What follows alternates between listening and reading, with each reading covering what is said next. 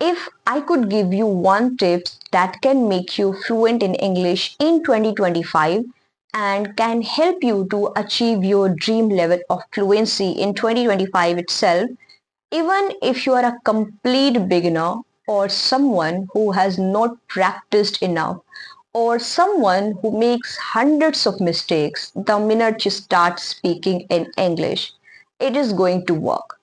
And it is one of the most essential steps, whereas the most neglected one. Because when it comes to following this step, people forget to follow. Even though this is one of the most important thing you have to focus on when it comes to improving your English, because without this step, nobody can be fluent in English. See, when we talk about learning English, we were always told that you have to focus on input and then you have to focus on output as well. And there's a ratio that's been given by people that you have to focus on input 20% and focus on output 80%. But we make blunder over here. We just take it in a very wrong way and then things start to go wrong. And this is one of the biggest mistakes I made in my initial days that has stopped my progress for a long duration and did not make me fluent in a short period of time. But when I actually realized that this is not the right ratio I have been focusing on, everything started to change. And I started speaking in English confidently. I started speaking in English fluently without making hundreds of mistakes. Because the actual ratio is input 20% and the output should be at least 80%. But we make mistakes and we expect to get result in a short period of time, which is obviously not possible. But again, it's just a mistake which can be corrected by yourself. But this is not the only issue, because I have spoken to a lot of people who only emphasize focusing on input and they hardly focus on output but are expecting to get result faster. See, focusing on input is not wrong, but you have to understand that output is the most important step. If you only focus on listening, reading, and watching, you might not be able to speak in English fluently in a short period of time. Because if you really want to speak in English fluently, you will actually have to speak, right? You actually have to understand the logic behind it. And this is one of the rules you can apply almost on anywhere, and that's how you're supposed to learn. No matter what you're learning, whether it's a language or a skill, you have to focus on input for a certain period of time. But after that, you have to focus on output more, because that's how you are going to make progress and grow faster. Now, all the steps that come under input, such as reading, listening, and watching, I'm not telling you to stop focusing on them, but I want you to just decrease the amount of time you have been spending on them. Rather, invest those time focusing on output, especially speaking skill, because this is how you are going to train your tongue, train your mind, and train yourself to speak properly and effectively no matter where you are. A lot of people make this mistake, and that something stops them from progressing. And this is for a long period of time, they keep focusing on reading, listening, watching, and think that they are going to become fluent in English. But there's one thing I did right initially, and that was speaking from the very beginning. I mean, sure, I did spend a little bit of time, I think 2 to 3 months, focusing on input because I had no idea about the language itself. So I had to do it.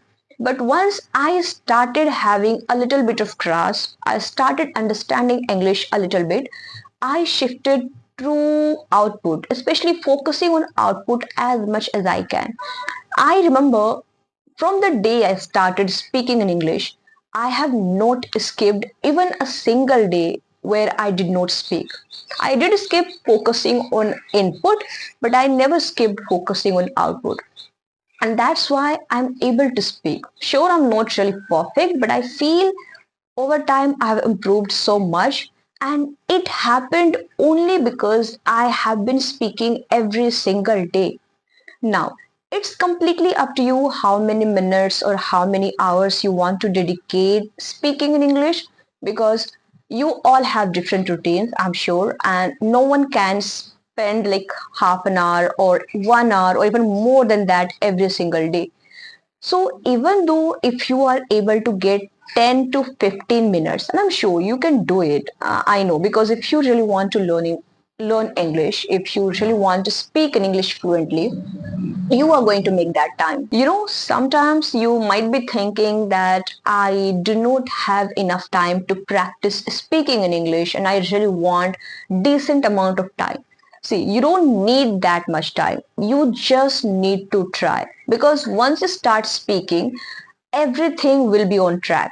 And I know you are not practicing enough because either you're scared that you're going to make a lot of mistakes, or you don't want to feel uncomfortable. Because I know talking in a language that's not your mother tongue, and this is one of the languages you have not spoken enough, you feel a lot uncomfortable, because I know I have been through that phase. I know how uncomfortable it feels when you have to speak in English, like especially when you're just starting out, your tongue is not trained enough, your mind does not support you at that time, and it's something everybody goes through.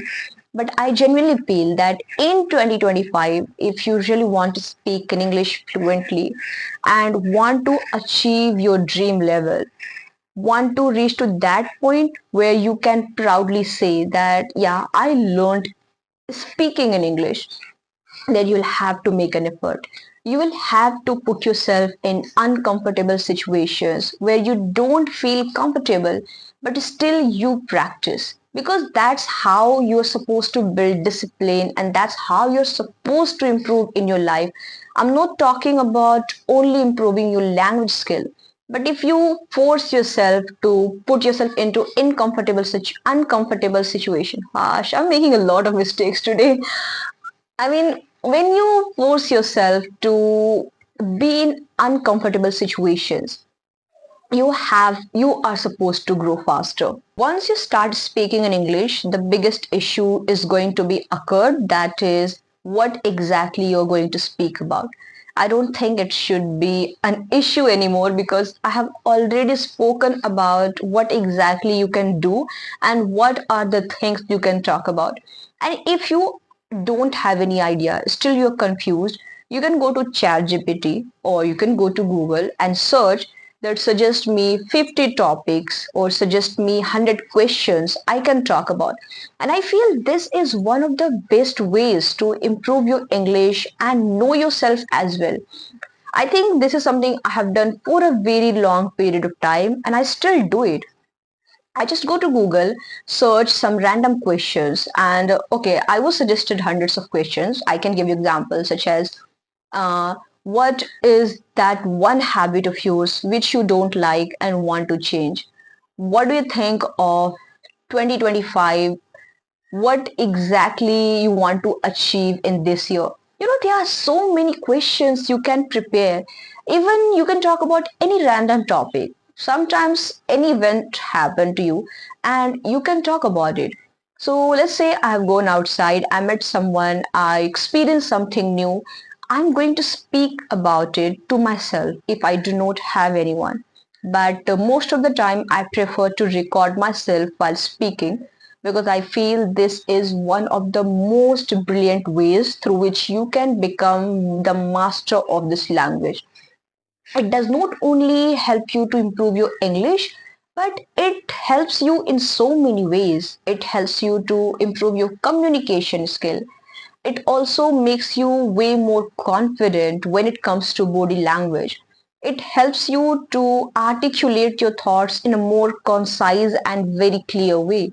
So I feel just by following this one step, you can improve your life so much. You can become way more confident than you are right now. If you genuinely want to speak in English fluently in 2025, regardless of what level you have right now, you must focus on this one step, that is speaking as much as you can. Now, it's completely up to you how many hours or how many minutes you dedicate every single day.